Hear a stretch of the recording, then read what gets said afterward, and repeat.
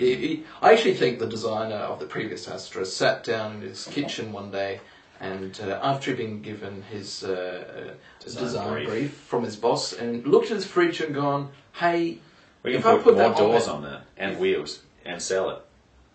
What point in his mind did he go, that's a good looking object, I want to make that as a car? It's got 2 doors. What if it had 2 on each side? And 4 with some doors and an engine that was slightly bigger.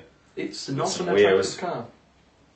But the current Astra you can purchase is a lot better looking. It's a lot smarter. It's a lot smarter inside. It feels like a more expensive car than it actually is, and it's sold quite well in Australia, and a lot better than the Focus.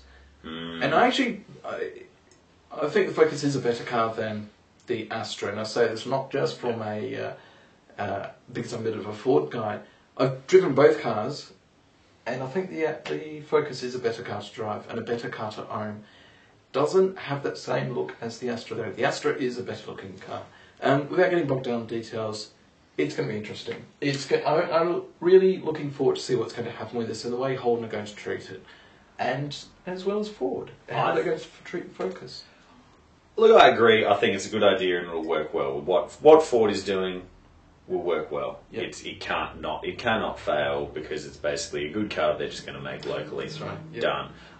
With Holden though, again it's a good concept, but I think that if they were willing to spend a bit more money and be a little bit braver, again 2 things that may not be so plausible in the current economic climate, they could have done something a lot more. They could have got a shortened Commodore platform, rear-wheel drive, most importantly. Say, a rebirth of the Tirana. But just hold you there though. With 4-cylinder V6, top-end twin-turbo V6. The problem is that would have sold like hotcakes. Okay, I agree, but I don't think there's the money in there for it. I say that because you can go and buy a Mondeo, which is a good car.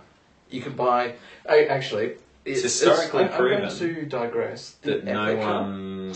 Just quickly though, it's been historically proven that no manufacturer has really ever made money out of making small cars in Australia. True, I agree. And it's and talking about money, where the money has come from, it's come from the Australian government. Taxpayer. Excuse me. Yeah, it's come from the taxpayer to pay for this car. It has come from the Green Car Fund, which is don't want to get bogged down in politics, but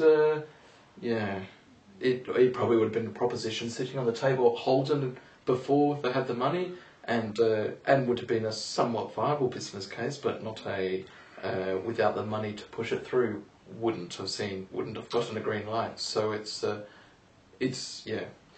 don't know. I think it would have got the green light regardless. I think it's a clever idea, but I think they were just sort of cap in hand. And I don't really understand that if it really is just going to be on the Astra platform, then why isn't Ford getting a share of the money as well to build the Focus here? And I think their mistake is they actually said some of the money, but not nearly as much as Holden is getting. But we could be wrong. Don't know the details on that. Now, moving along, let's move to Europe. Seat. What were you thinking when you thought that the Exeo would be a good idea? I mean, we'll pull up a picture, so you should be seeing it now. It is an Audi A4 with a Seat badge and a slight nose and tail readjustment. Looks like a Hyundai Audi. It's like they've got the Audi A4 and gone, let's make it a little bit worse and put a Seat badge on it. Now, the way I understand it, Seat have always been that sporty variant of the Volkswagen Audi Empire. Semi-sporty. Semi-sporty, not to get on the Lamborghini side of things, but it's the semi-sporty, could be a little bit different. And then they bring this out. I thought that's what Skoda was for, to do reskin variants of Volkswagen Audi products. Well, I think that can sort of goes into a wider range of misaligned and mismanaged brands. Yes. Brands that just don't really seem to have any focus point, that are just quite often owned by a much larger parental company that generally has many different brands under its umbrella. I think this is actually going to do 2 things. First, why would you buy a Skoda if you can get a Seat that looks a little bit like an Audi and is Audi build quality and looks as good as an Audi inside, externally not less so. Secondly, if that Audi I see on the street today I can purchase in 2 years from now as a Seat, cheaper, why would I want to buy that Audi? I mean, don't get me wrong, I love it. I really do like me an Audi. An Audi is a good car. It looks good.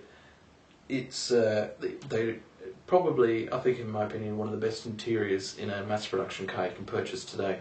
But if I know I can wait 2 years or 3 years or however long it may be and purchase a Seat that is identical, why purchase an Audi? It's going to... That's why Skoda is there. They take the car that came from Audi or Volkswagen, or if it's a current line car, what have you, change the panels completely so it looks like a different car. Make it a bit more sober, a little bit more practical. Definitely. Take out some of that pizzazz but replace it with practicality. Cheaper to produce. Make it cheaper. And put a Skoda badge in it. And that does well. We've seen it work well in Europe. Skoda are now selling in Australia.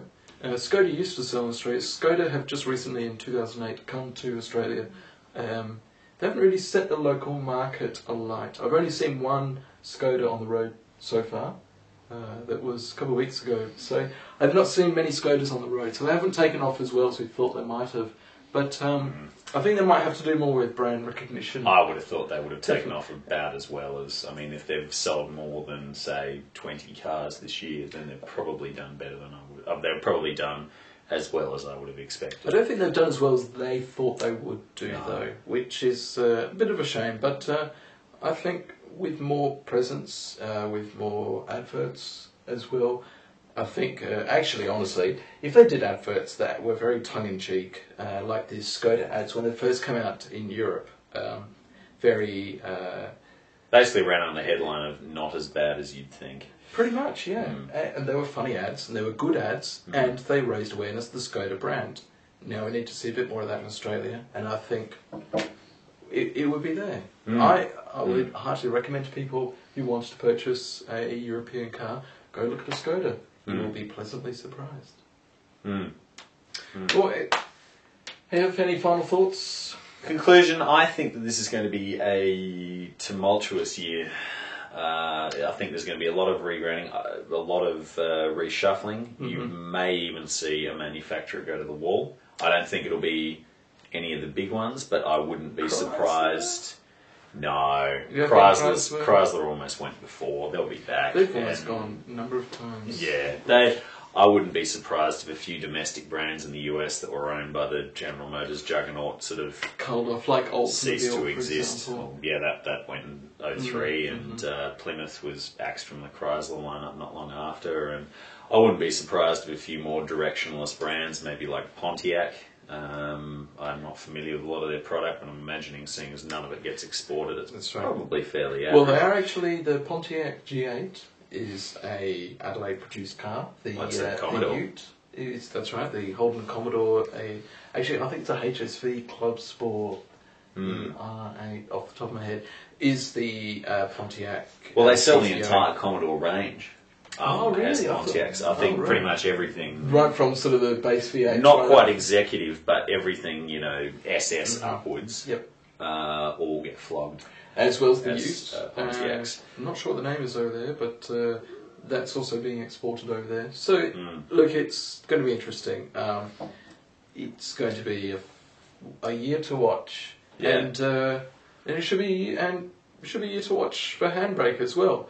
We realise this is our first episode. There are going to be possibly quite a few errors and mistakes that we've made. If you think you'd like to... They may get better.